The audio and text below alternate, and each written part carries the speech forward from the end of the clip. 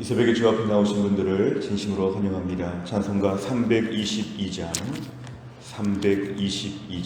찬양드리겠습니다.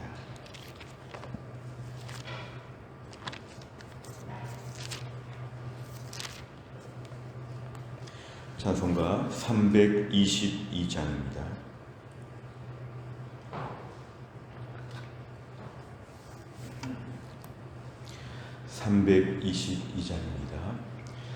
세상에 헛된 신을 버리고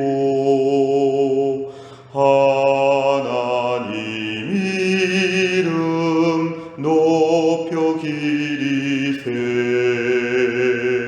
온 천하 백성 모두 나와서 다 같이 하나님만 섬기세. 세상에 헛된 우상 버리고 인간의 모든 부귀영화와 거짓과 불의 모두 버리고 온전히 하나님만 섬기세. 주님의 백성 서로 헤아려 시기와 미움 아주 버리고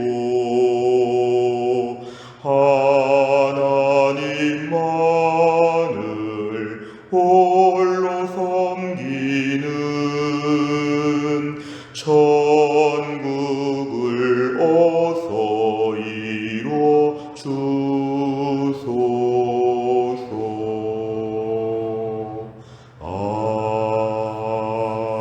아멘. 하나님 말씀 누가복음 7장 24절부터 35절까지입니다.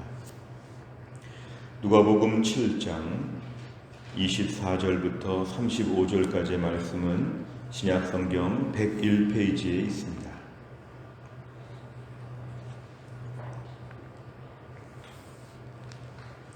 누가복음 7장 24절부터 35절까지의 말씀 저와 한 절씩 교독하시겠습니다. 24절에서 35절입니다. 요한이 보낸 자가 떠난 후에 예수께서 무리에게 요한에 대하여 말씀하시되 너희가 무엇을 보려고 광야에 나갔더냐? 바람에 흔들리는 갈대냐? 그러면 너희가 무엇을 보려고 나갔더냐? 부드러운 옷 입은 사람이냐? 보라, 화려한 옷을 입고 사치하게 지내는 자는 왕궁에 있느니라. 그러면 너희가 무엇을 보려고 나갔더냐? 선지자냐? 옳다. 내가 너희에게 이르노니 선지자보다도 훌륭한 자니라. 기록된 바 보라, 내가 내 사자를 네 앞에 보내노니 그가 네 앞에서 네 길을 준비하리라 한 것이 이 사람에 대한 말씀이라. 내가 너희에게 말하노니 여자가 낳은 자 중에 요한보다 큰 자가 없도다. 그러나 하나님의 나라에서는 극히 작은 자라도 그보다 크니라 하시니 모든 백성과 세리들은 이미 요한의 세례를 받은지라. 이 말씀을 듣고 하나님을 의롭다 하되 바리새인과 율법교사들은 그의 세례를 받지 아니하므로 그들 자신을 위한 하나님의 뜻을 저버리니라. 또 이르시되 이 세대의 사람을 무엇으로 비유할까? 무엇과 같은가? 비유하건대 아이들이 장터에 앉아 서로 불러 이르되 우리가 너희를 향하여 피리를 불어도 너희가 춤추지 않고 우리가 곡하여도 너희가 울지 아니하였다 함과 같도다. 세례 요한이 와서 떡도 먹지 아니하며 포도주도 마시지 아니하매 너희 말이 귀신이 들렸다 하더니 인자는 와서 먹고 마시매 너희 말이 보라 먹기를 탐하고 포도주를 즐기는 사람이요 세리와 죄인의 친구로다 하니 지혜는 자기의 모든 자녀로 인하여 옳다함을 얻느니라. 아멘. 오늘 본문의 말씀에 24절에 보니까 요한이 보낸 자가 떠난 후에 이렇게 말씀합니다. 어제 말씀에 의하면 세례 요한이 자기 제자들을 예수님께 보내서 정말 당신이 메시아가 맞습니까? 이렇게 지금 질문했을 때 그 일행이 다 떠나게 되었다는 것을 말씀합니다. 그러면서 예수님은 계속해서 세례 요한에 대한 이야기를 오늘 이어가십니다. 24절에 보니까 너희가 무엇을 보려고 광야에 나갔더냐. 이 광야는 세례 요한이 있는 사역지입니다. 세례 요한 앞에 너희가 무엇을 보려고 나갔더냐. 그 광야가 있고 하니까 들판에서 혹시 바람에 흔들리는 갈대 구경하려 갔느냐. 아니면 너희가 광야에 나가서 세례 요한이 부드럽고 아주 옷을 화려하게 입고 있는 걸 기대하고 나갔느냐. 세례 요한은 그렇지 않았지요. 세례 요한은 매우 검소하게 매우 수도자와 같은 복장을 했는데요. 낙타 털옷을 입었다고 하니까 매우 당시로 볼 땐 대단해 보이지 않지요. 자칫하면 노숙자 같이 보이는 매우 초라한 모습의 세례 요한. 너희가 그렇게 부드러운 옷을 입은 대단한 사람 보려고 나갔느냐? 세례 요한은 그렇지 않다 말씀하시면서 26절에 보니까 너희가 무엇을 보려고 나갔냐? 선지자 보러 나갔다면 맞다, 잘했다. 세례 요한을 선지자, 예언자로 인정하여 주십니다. 26절 끝에 보니까 선지자보다도 훌륭한 자니라. 구약의 선지자들, 그 유명한 선지자들 얘기하면서 그들보다도 훌륭한 게 오늘 세례 요한이라고 이렇게 얘기합니다. 27절에 보면은 말라기 예언을 인용하셔서 내가 내 사자를 내 앞에 보낸다고 할 때 예수님 앞에 보내는 예비하는 사역자로 세례 요한을 보내신 것이다. 결국 세례 요한은 매우 대단한 매우 특별한 일을 위해서 지금 왔다고 예수님이 그에 대한 평가를 이렇게 해주십니다. 28절에 보면 더 큰 평가가 있습니다. 여자가 낳은 자 중에 요한보다 큰 자가 없다. 모든 아이들은 다 여자가 낳는다, 엄마가 낳는다고 보면 세례 요한이 최고로 훌륭한 것처럼 그렇게 말씀하여 주십니다. 그렇게 말씀을 하시면서 예수님 한마디 더 말씀하시는 것은 그러나 하나님의 나라에서는 극히 작은 자라도 그보다 크다는 것은 하나님 나라 앞에서는 이 모든 것 가운데 모두가 다 대단하고 위대하다 한 말씀을 더 해주십니다. 28절에 보니까 모든 세리와 백성들이 나오고 30절에 보니까 바리새인과 율법 교사들이 나옵니다. 오늘 예수님의 이 말씀을 들었을 때 그 앞에 있는 사람을 두 개의 그룹으로 나눈다면 모든 백성과 세리들, 이 세리는 특별히 죄인이라고 불려주는 자들이었는데요. 모든 백성과 세리들 대부분은 요한의 세례를 받았다고 합니다. 요한의 세례를 회개의 세례라고 했는데 자신의 죄를 뉘우치고 그 세례를 받았다는 것은 은혜 받을 준비가 된 것이죠. 메시아를 받아들일 준비가 된 것입니다. 그래서 그 사람들은 지금 이 말을 들었을 때 세례 요한이 이런 사람이구나 하면서 그를 인정하고 이제 하나님을 의롭다고 이렇게 얘기하게 되는데 30절에 보니까 바리새인과 율법 교사들, 그렇게 구약 성경을 많이 알고 그렇게 교회적으로 대단하다고 했던 사람들, 구별되게 교만한 삶을 살았던 이들은 오히려 하나님의 뜻을 저버렸다는 것입니다. 왜냐하면 이들은 회개할 것이 없어서 요한의 세례를 받지 않았다고 이렇게 얘기합니다. 나는 잘못한 것이 없다. 나는 의롭다. 나는 깨끗하다. 결국 요한의 세례가 불필요하다. 이랬던 자들은 오늘 하나님의 뜻을 저버렸다고 성경은 말씀합니다. 이 하나님의 뜻을 저버렸다는 것은 하나님이 지금 회개하고 메시아를 기다리라고 하시는 세례 요한을 보내신 하나님의 뜻을 이들은 다 저버리면서 오히려 가장 강팍한 마음으로 예수님 앞에 서 있는 사람들을 예수님이 지적하십니다. 31절에 보니까 이 세대의 사람들, 사실은 바리새인과 율법교사들, 하나님의 뜻을 저버린 사람들, 이 사람들을 무엇으로 비유할 수 있을까? 32절에 보니까 아이들이 장터에 앉아서 피리를 불어도 춤추지 않고 곡하여도 울어도 함께 울지 않는다는 것은 호응하지 않고 반응하지 않는 여전히 뻣뻣하게 있는 사람들, 아무리 하나님께서 뭘 보여주셔도 아무 반응을 보이지 않는 사람들, 이런 사람들은 마음이 강팍합니다. 그래서 33절에 보니까 세례 요한이 떡도 먹지 아니하고 포도주도 마시지 아니하니까 뭔가 금욕적으로 금욕적으로 사는 이 사람들의 이 사람의 모습을 보면서 신실하다 보지 아니하고 너무 귀신 들렸나 보다. 어떻게 떡도 먹지 않는가. 이러면서 비판하는 것이죠. 그럼 반대로 인자, 예수님을 가리킵니다. 사람의 아들 인자, 예수님께서 이 땅에 와서 먹고 마시니까 포도주를 즐긴다, 먹기를 탐한다, 세리와 죄인의 친구다 하면서 또 비판합니다. 33절과 34절에 보니까 이러나 저러나 이 서기관과 바리새인들은 비판하는데 앞장섭니다. 이러나 저러나 비판합니다. 그러니까 늘 모든 사람을 비판할 만한, 세례 요한도 비판하고 예수님도 비판하고, 그러면서 30절에 하나님의 뜻을 저버리는 사람들, 나름대로 믿음으로 잘 산다고 기고만장했지만 하나님 앞에서는 제일 문제아이죠. 문제아, 제일 걱정거리죠. 바리새인과 율법교사들은 오늘 정말 가장 부끄러운 자리에 있었습니다.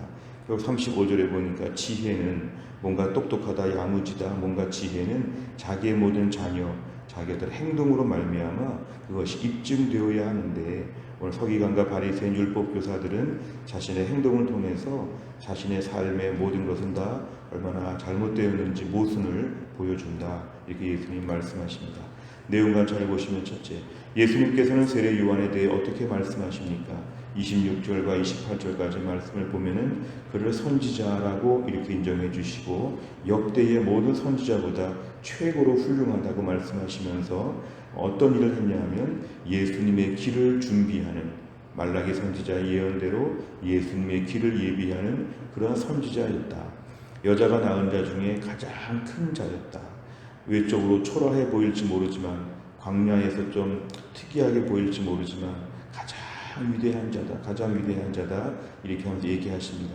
오늘 본문의 병행 구절인 마태복음 11장 2절에 보니까 지금 세례 요한은 현재 감옥에 있는 상태에서 이 질문을 보냈다고 했으니까, 세례 요한은 감옥까지 들어가서 정말 볼품이 없어 보이지만 가장 훌륭한 자다, 예수님이 그를 높여주신 것이죠.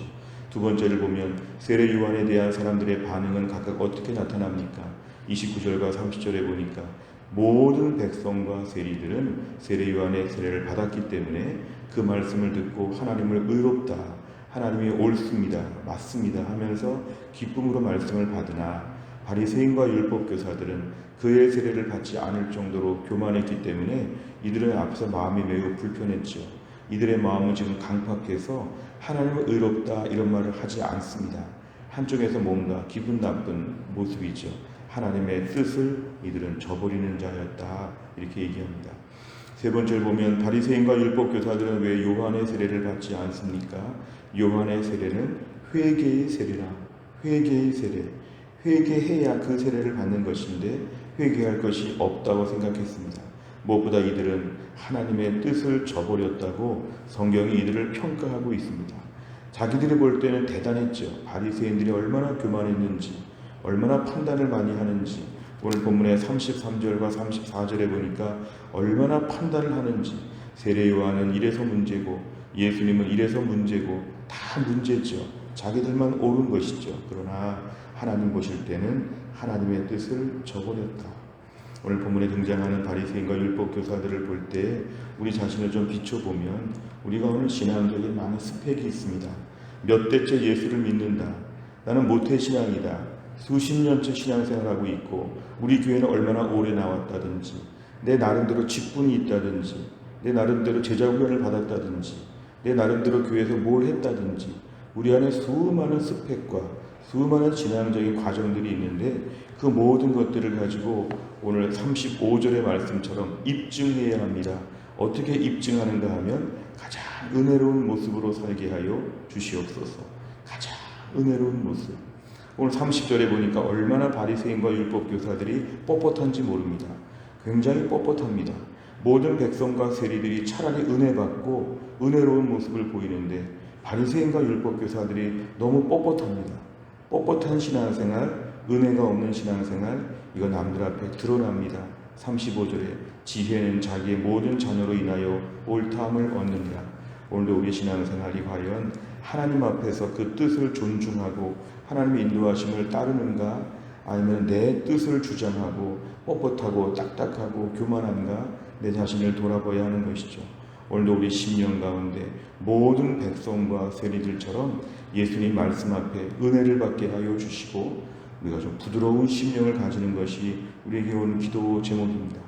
내 심령에 저를 비롯해서 우리 모두가 조금만 있으면 굳어집니다. 하루만 기도 안 해도 마음이 강팍해질 수 있습니다. 우리 마음이 금방 식어질 수 있습니다. 우리 마음 매일매일 은혜로 따뜻하게 부어주고 흔들어주고 매일매일 저희를 보온해야 되는 것처럼, 우리가 음식을 만들 때 보온해서 따뜻하게 음식을 먹는 것처럼 내 영적인 상태가 따뜻하고 은혜롭게 하여 주옵소서. 바리새인과 율법 교사들처럼 이렇게 딱딱하고 무뎌지고 거칠어지지 않게 하여 주옵소서. 우리 기도 제목입니다. 네 번째를 보면 하나님의 뜻과 상관없이 살아가는 바리새인과 율법 교사들을 보며 무엇을 느낍니까? 오늘 제 심령 가운데 하나님의 뜻을 조차 순종하게 하여 주옵소서. 나름 똑똑하고 나름 대단하다고 생각하는 마음들 버리게 하여 주옵소서. 하나님 앞에 겸비하게 엎드려서 오늘도 눈 감으면 십자가에 대한 확신과 감격이 넘치게 하시고, 오늘도 하나님 앞에 은혜 충만한 가운데 살게 하여 주시고, 정말 오늘도 하나님 앞에 은혜로운 모습으로 살 수 있도록 하나님 도와주시옵소서. 이것이 우리의 기도 제목입니다. 다섯 번째를 보면 바리새인과 율법 교사같이 내 뜻과 방식을 고집하는 모습이 있다면 무엇입니까? 내 뜻과 신앙의 방식을 내려놓고 주님의 뜻에 순종하기 위해서 무엇을 결단하겠습니까? 주님, 또 한 날을 살면서도 바리새인과 율법 교사같이 살지 아니하도록 은혜로운 신앙생활 하게 하여 주옵소서. 우리의 자녀들 앞에서도 은혜로운 모습을 보여주시기를 바랍니다. 우리의 배우자가 믿음이 없더라도 은혜로운 모습을 보여주고, 교회 공동체 안에서도 은혜로운 모습을 보여주는 것 필요합니다. 교회 공동체 안에서 바리새인처럼 보여지지 않도록, 율법 교사처럼 보여지지 아니하도록 은혜 충만한 모습이 보여지고, 실제로 순종은 또 제일 잘하고 심령은 은혜롭고, 순종은 잘하고 심령은 은혜롭고, 순종은 잘하고 심령은 은혜롭고, 이러한 모습으로 우리가 살게 하여 주옵소서. 이것이 이 시대에 우리에게 있는 하나님의 뜻입니다. 하나님의 뜻은 오늘도 우리가 순종하며 은혜 받으며 사는 것입니다. 또 한 날을 살면서도 이 땅에서 하나님의 뜻에 순종하여 오늘 우리에게 요구하시는 하나님 명령에 철저하게 순종할 수 있기를 주의 이름으로 축원합니다. 기도하겠습니다. 하나님 아버지, 감사합니다. 이 새벽에 하나님께서 저희들을 깨우시고 주 앞에 나와 하루의 첫 시간을 바치며 하나님께 기도하게 하심을 감사합니다. 그동안의 명절 기간 동안에 하나님께서 은혜를 베풀어 주시어서 많은 시간들을 잘 보내게 하셨고, 이제 오늘부터 우리의 일상이 회복되며 영적 일상이 회복될 수 있도록 우리에게 새날을 열어주신 것을 감사합니다. 오늘의 말씀 앞에서 예수님의 그 말씀을 들으면서 모든 백성과 세리들은 그 말씀에 은혜를 받고 공감을 했지만, 바리새인과 율법 교사들은 거칠고 험악한 모습을 보이면서 하나님의 뜻을 저버렸다고 이렇게 성경이 말씀하셨습니다. 우리의 신앙생활 날짜의 수가 더하고 오래 갈수록 점점 더 은혜로운 심령 되게 하여 주시고, 점점 더 하나님께 순종하게 하여 주시고, 혹시라도 내 마음에 남아있는 바리새인과 율법 교사와 같은 마음을 다 없애주시고 가장 은혜롭고 가장 부드럽고 가장 평안하고 가장 순종을 잘하는 하나님의 온전한 믿음의 사람 될 수 있도록 하나님이 함께하여 주옵소서. 오늘도 교회 안에 약한 분들을 하나님이 고쳐주시어서 김혜영 권사님을 고쳐주시고, 유동혁 성도님을 고쳐주시고, 신효순 권사님과 한재율 집사님을 하나님이 특별히 고쳐주시어서 잘 감당하게 하여 주시고, 오늘도 우리 성도들 오늘부터 우리의 모든 직장생활, 우리의 모든 학교생활, 우리의 모든 삶의 터전에서 주의 은혜를 받고 하나님을 기쁘시게 하는 귀한 믿음의 하루가 될 수 있도록 하나님이 함께하여 주옵소서. 감사드리며 예수님의 이름으로 기도하옵나이다. 아멘.